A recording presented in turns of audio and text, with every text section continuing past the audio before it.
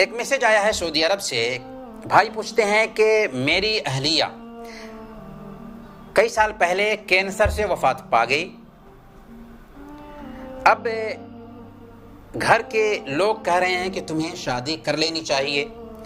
میرا ماننا ہے کہ میں یہ چاہتا ہوں کہ شادی نہ کروں تاکہ کل قیامت کے دن اس کے ساتھ میری ملاقات ہو سکے، میں ایک ساتھ رہ سکوں، اس لیے میں چاہتا ہوں کہ شادی نہ کروں۔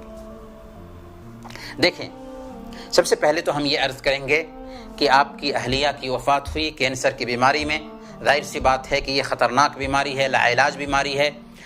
اللہ رب العالمین آپ کی اہلیہ کو انشاءاللہ حکمی طور پر اللہ تعالی شہادت کا درجہ عطا فرمائیں گے، اور ہم اللہ تعالیٰ سے دعا کرتے ہیں کہ اللہ تعالیٰ آپ کی اہلیہ کے گناہوں کو معاف فرمائیں۔ رہی بات آپ کی شادی کی، تو آپ کو شادی کر لینی چاہیے۔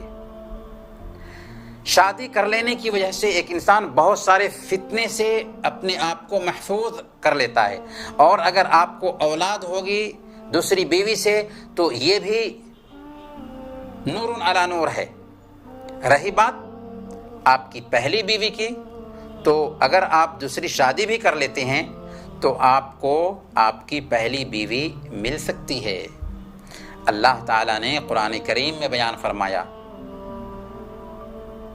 والذین آمنوا واتبعتهم ذریتهم بإیمان الحقنا بهم ذریتهم، کہ جو ایمان والے ہیں اور ان کی ذریت ان کے ساتھ ایمان کے ساتھ ملتی ہے، یعنی ایک بندہ ہے جو ایمان والا تھا، اس کی اولاد، اس کی بیوی بھی جنت میں گئی، تو اللہ فرماتا ہے الحقنا بہم ذریتہم، تو ان کی ذریت کو بھی ہم ان کے ساتھ ملا دیتے ہیں۔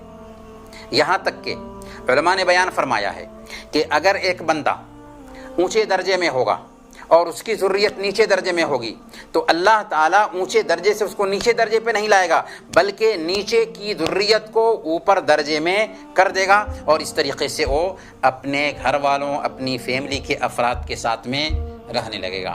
بس ہمیں دنیا میں عمل کرنا ہے۔